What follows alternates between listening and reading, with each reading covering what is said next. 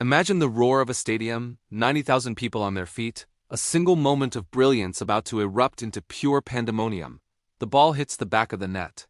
The crowd explodes, but then, a single sharp beep from the referee's earpiece. The stadium freezes. The celebration dies in an instant. One decision, made miles away in a dark room, is about to change everything.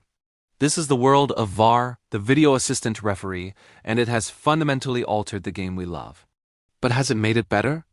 Or has it stolen something irreplaceable? For over a century, the game of football was governed by the naked eye. Referees, linesmen, and fourth officials made split-second decisions based on what they saw, right there on the pitch. It was a system built on human judgment, and with it came human error. We all remember those moments, don't we? The goal that should have been, the penalty that never was. The infamous hand of God, Diego Maradona's controversial goal against England in the 1986 World Cup, a moment that would have been instantly overturned today.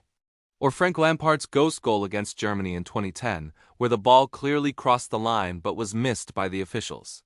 Fans screamed in frustration, coaches raged on the sidelines, and newspapers were filled with debates for days. It was raw, it was passionate, it was chaotic, it was football. But the demand for justice grew louder.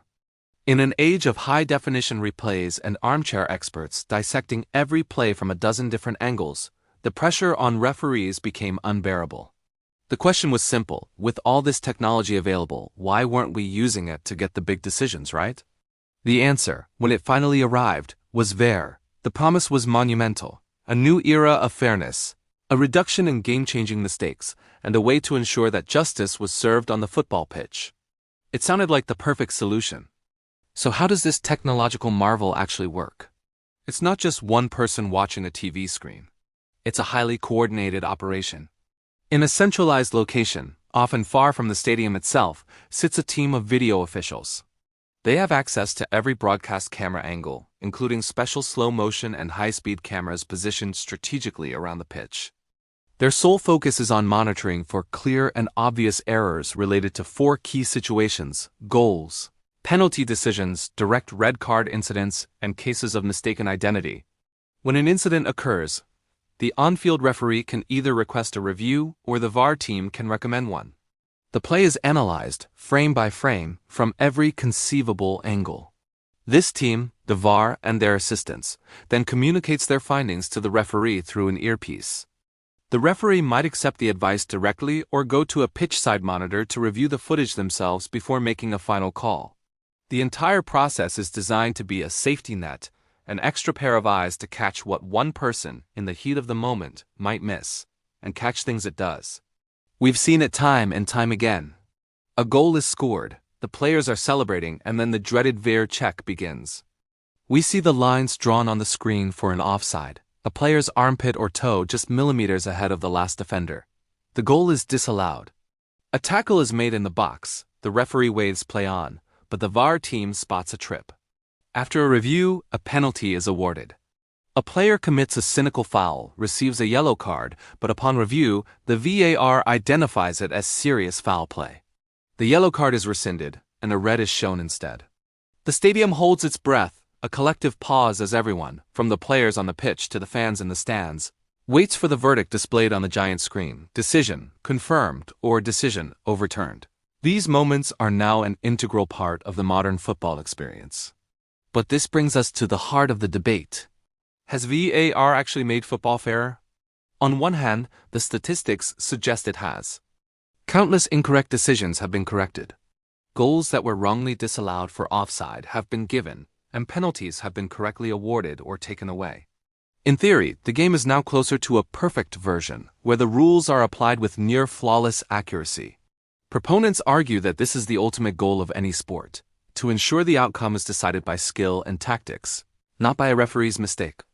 It protects the integrity of the competition, especially when titles, relegation, and millions of dollars are on the line. On the other hand, a significant portion of the football world feels that something essential has been lost: the magic of raw, unadulterated emotion. Remember that feeling of a last-minute winner? The spontaneous eruption of joy, the sheer, unthinking ecstasy. VAR has put a leash on that feeling.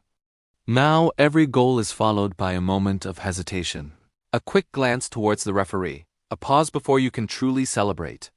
Critics argue that VAR interrupts the flow of the game, creating long, frustrating delays that kill the momentum and excitement. They point to the sterile, almost surgical way in which the game is now dissected. Is a goal ruled out because a player's toenail was offside really in the spirit of the game? Has our quest for perfect accuracy made us lose sight of what made us fall in love with football in the first place? The passion, the controversy, the human element, for better or for worse, was part of its DNA. Many fans feel that the emotional soul of the game has been traded for cold, clinical precision. But the evolution of technology in football is far from over. VAR, as we know it today, is just the beginning. The next frontier is already upon us.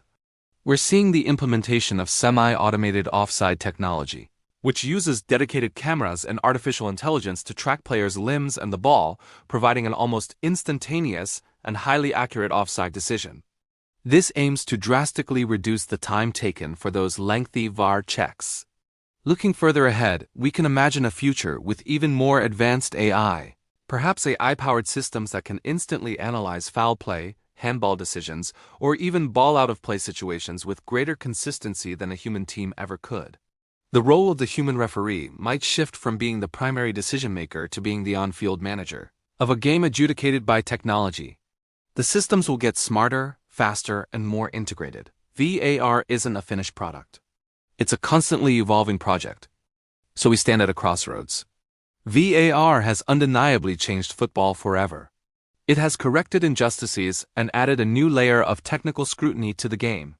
But it has also introduced delays, controversy, and a fundamental shift in the emotional experience of watching a match. There is no easy answer. The debate rages on in pubs, on podcasts, and in stadiums around the world. It's a classic battle of head versus heart, precision versus passion. And that's where I want to bring you into the conversation. What do you think? Has VAR been a net positive for football, making it a fairer and more just sport? Or has it stolen the magic and spontaneity that made it so special? Do you have a favorite or most hated VAR moment? Let us know your thoughts in the comments below. We read every single one, and we'd love to hear your perspective on this. Thanks so much for watching. If you enjoyed this deep dive into the world of football technology, please give this video a thumbs up and, more importantly, hit that subscribe button and turn on notifications so you don't miss our next video. We've got plenty more coming your way. Until next time, take care.